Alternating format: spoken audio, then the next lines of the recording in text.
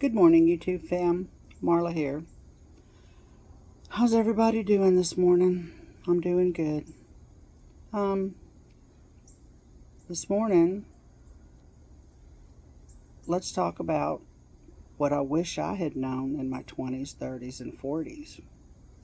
And that being, it kind of coincides with the video that I made, the first one. I retired at 63 and a half without any retirement.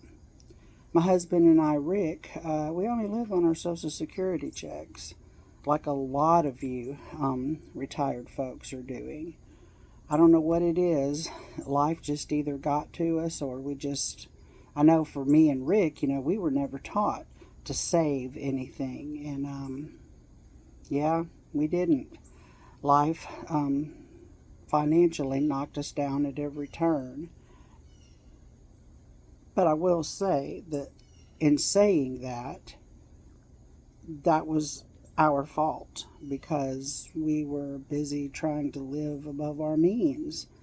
You get out of your parents' house, you get married. Um, for me, I was busy running away from life, but that's another video. And when I met Rick, I was a car hop at the Sonic, had just had a baby. Um, Sorry, my attention is not on this camera. I'm looking at the birds on my bird feeder. If y'all have seen some of my shorts, y'all know my bird feeders are right out here in front of me. I just filled them up, and the Blue Jays and the Cardinals are out there fussing over them. Anyway, when I met Rick in 1983, I was a car hop at the Sonic, and he used to come around all the time, getting burgers. But I had just had a baby that I had to give up for adoption. Um, I was divorced from my very first husband, and I had a boyfriend, and found out that he was on drugs, and so we were not together. And so anyway, yeah, circumstances were, that I had nowhere to go.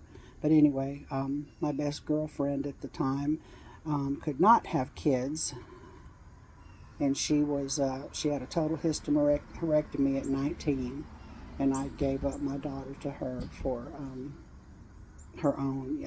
Now she grew up. The baby grew up knowing who I was and who I am, and we have a wonderful relationship to this day. But I'll get into more detail on another video. So Rick and I met. We actually, I try to say that, God has always had me, and believe me, He has. He's always had me in His hands. And I wasn't always living for the Lord. I met Ricky in May. We moved in June, and we got married in December of that year of 1983. I was tired of life kicking me down. And so when we called each other that first night, I told him, we talked on the phone for 2 hours. He told me a little bit about his life. I told him a little bit about mine. And, I told him, look here, what I'm looking for is a long-term relationship that will eventually lead to marriage. And if that's not what you want, then you need to just take yourself across the street and start eating at Ray's hamburger joint. Stop coming to the Sonic every day looking at me. Because back then, that's the smallest I've ever been in my life. I was a size 9 because when I had the baby, I had medical complications, and I hemorrhaged and nearly died. So I lost a lot of blood and had to be in the hospital for a week. They had given me a blood transfusion until my white blood cell count came back up. Anyway, neither here nor there. Get married, move to a bigger city for work, and we went to San Antonio for his job. And guess what? I got pregnant because I wasn't on any birth control or anything like that. And by the time that I got pregnant with mine and Rick's daughter, and it had been 2 years since I had my first daughter. So anyway, after 6 months or whatever, him and the other fella that we had, and their family that we had moved to San Antonio, they all got laid off. The company went bust or something.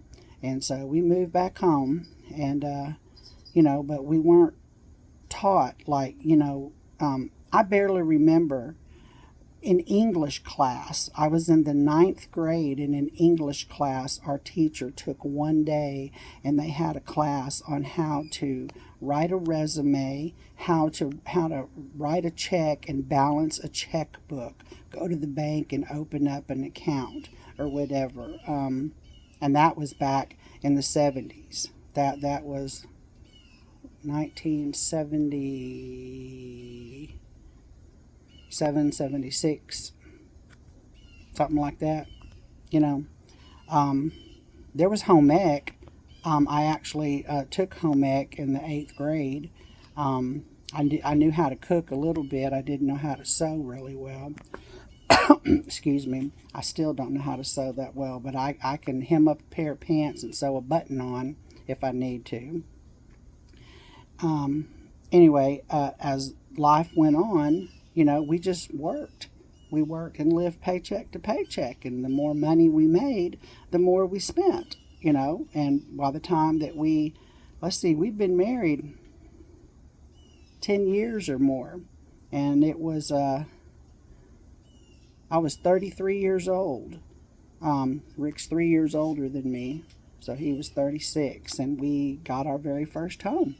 And that was a big milestone for us. We were working, we had decent credit, but then, I got into the rigmarole of, wow, you could go to a store in the mall and they would say, oh, you get X amount of percentage off if you open up a credit card and you're approved. Yeah, well, I got in trouble with credit cards, and that's a big mistake. So on the one thing, kids, don't get 47 million credit cards. Believe me, unless you are make $50 an hour and are putting money back, saving. I'm saying you won't be able to pay that stuff, and the interest is going to eat you alive. So yeah, and later on, because of all of that, too much money going out, not enough coming in. We wound up having to file bankruptcy. And that's not a fun thing either, because now back then you could do, let's see, what was it, chapter 11, I think. That was the one where we didn't have to pay anything back. We kept the cars, the house, and I think I actually kept the washer and dryer because that was on a Sears card. But still, everything else they wrote off, and it was gone bye-bye. Nowadays, I think they do what they call like a bankruptcy consolidation, something or another. But, that stayed on our credit for 7 years. And during that time, toward the end of that 7 years, we needed a new vehicle. And I had to go get a pickup truck. I got a Ford F-150. Well, guess what? Because of my credit history, and the bankruptcy, my interest rate for that back then was 12%. That's a lot for a car. But anyway, we've managed. Life just kept going on, but we never made enough money because we had, like a lot of young people nowadays, had a mortgage. You have car payments, you have insurance on the cars, you have lights, water, cable bill back then. When the internet came around, what was that, 1995? When AOL came out and MySpace and all of that, and the internet was made available to the public, well, then we had an internet bill. And at first, the phone company, if anybody remembers Southwestern Bell, that's who we had our phone line with there in Houston, Texas. And anyway, basically I'm just saying what I wish I knew back then was, if you kids nowadays can save, get into a 401k. get into, there are tons of videos on YouTube that will tell you, like, you can take $100 and every single month, if you can afford $100, there are low-key stock markets that you can get into, and you can start earning money. But put your money in at the bank in a CD or a Roth IRA. I'm not 100% knowledgeable on those things because why? I could never afford to do that. So anyway, I'm just basically telling all you kiddos out there, don't overspend your money. You know, if you or have a family and you want to take a vacation, you know, put the money back, save it, save it, save it. Don't like not pay a bill or something because you couldn't pay a bill. You know, to no, what I mean is, don't not pay a bill and take that money and go on a vacation or whatever. You know, times are hard. I mean, gas prices and grocery prices are killing everyone. This world is in a world of hurt. It's not just America, it's all over, you know. But I just prayed to the good Lord, and sorry, you know me, squirrel. I just pray to the good Lord for the world each and every single day. I know that the things that are allowed to happen is because He's always constantly testing our faith, and we just have to go through our trials and tribulations and give it to God, and just, you know, I truly, for my own self, here in my little teeny tiny corner of the world, you know, I have peace. I mean, I'm out here on my porch, you know, and I'm enjoying the weather and drinking my coffee, and I think about, you know, things that go on in other parts of the world, or even here, you know, bombs falling down on you, and you don't even know if, you know, when you go out to go to the around the corner to go get groceries, if a bomb's going to fall on you in those other countries. And I just couldn't imagine. And so, you know, instead of sitting around making myself turn into a basket case, I'm not going to do that. I'm going to leave it in God's hands, because why? I know that in the end, that's what I personally believe. If you don't believe that, that's fine. You guys don't come at me that don't believe in the Lord, please. You know, because I will turn around and tell you, you know, here you go, come get you some. But that's all right. We ain't going to do that today. Anyway, I just thought I'd come on here and just, you know, impart what I personally believe. That may not be for everyone, but I just think that, you know, if you can afford it, save, save, save. Invest your money to where your money's going to grow, so that when you do get of retirement age, if the Social Security fund for that our government gives us goes defunct, well, you at least have your own personal pension plan that you have been working on your 20s, 30s, and 40s. So that's all I have to say today.